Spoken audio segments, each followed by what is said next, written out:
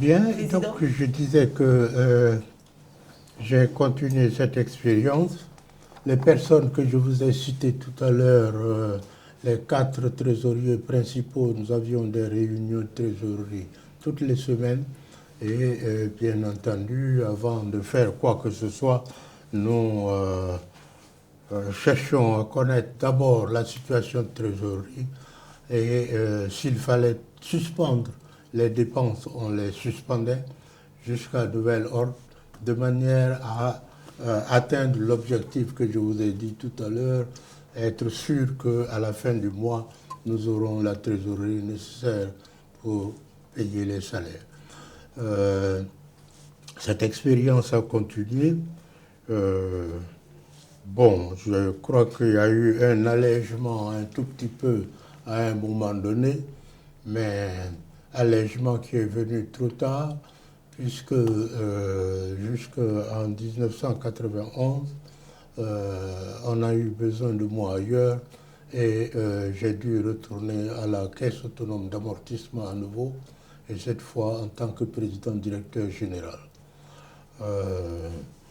Je tenais à dire cela et je crois que cela résume mon passage au Trésor. Merci, Président. Nous allons poursuivre avec la 4e question. Oui. Vous avez certainement eu des prédécesseurs en tant que directeur général du Trésor public et des successeurs.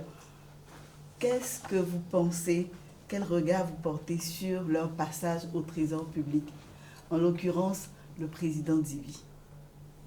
Les prédécesseurs et mes successeurs. Oui.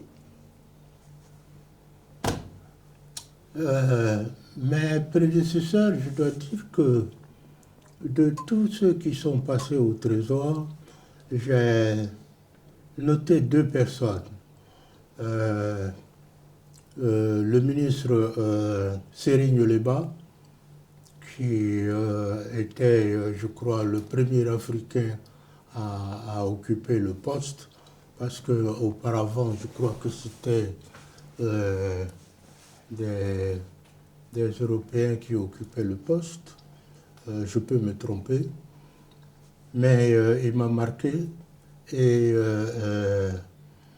il m'a marqué parce que le hasard a voulu que nous soyons voisins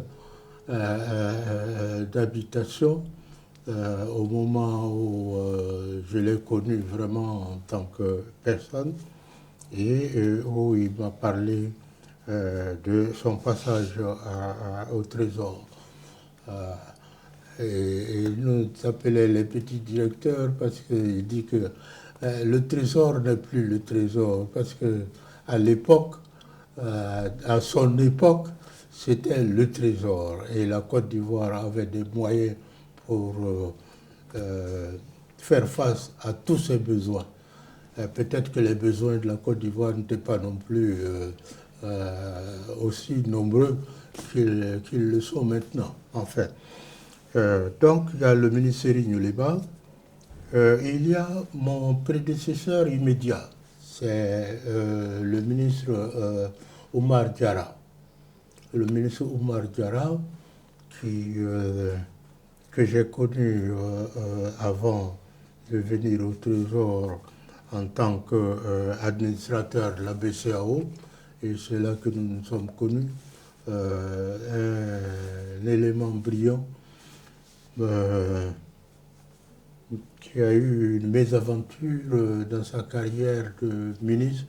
Je crois que ça, on n'en dira pas grand-chose.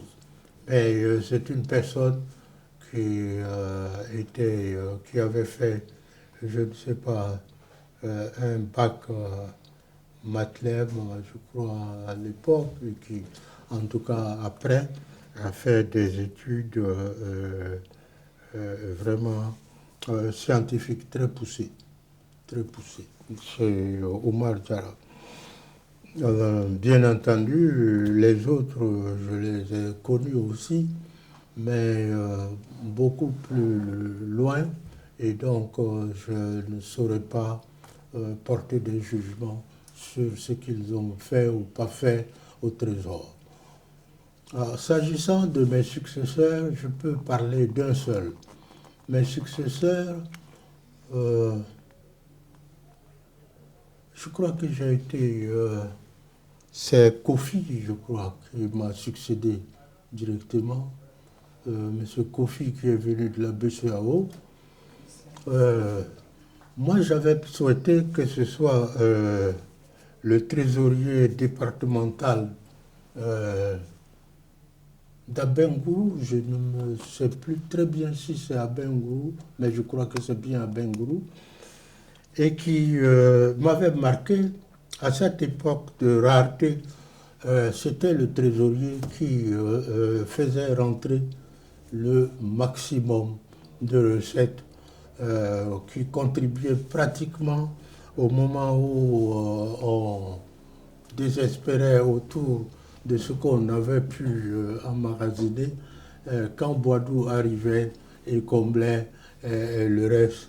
Et indépendamment de ce fait, disons que c'était quelqu'un de très articulé, quelqu'un pour qui j'avais beaucoup d'estime et bien entendu que j'aurais vu bien comme successeur. Mais il n'a pas été immédiatement mon successeur. M. Kofi est passé avant et après, c'est M. Boadou qui est venu. Et j'ai apprécié finalement qu'il soit venu. Et pendant sa gestion, je crois que les choses étaient tout à fait au point, comme diraient les jeunes. Merci, Président. C'est ce que je peux dire. La question sur Dibi. La question sur Dibi. Monsieur le Président, Oui. nous souhaiterons savoir ce que vous avez pensé de l'un de vos successeurs, Monsieur Dibi Kofi Chal. Est-ce que vous pouvez nous parler un peu de ce monsieur?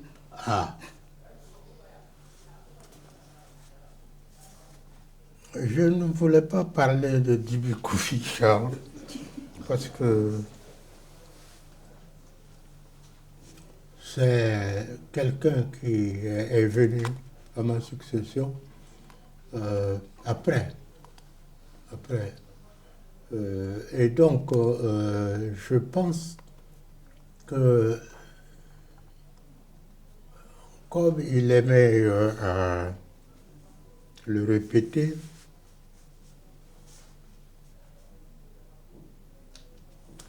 c'est quelqu'un qui avait beaucoup de qualités. Et j'ai remarqué ses qualités. Et parmi les jeunes qui étaient là, j'ai choisi de l'envoyer en mission. Et je l'ai envoyé en mission en France. Il a été.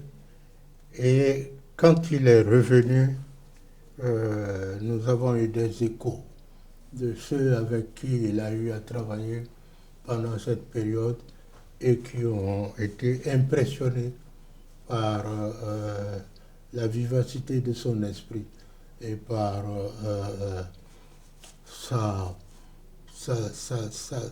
manière, disons, très classique d'aborder les problèmes.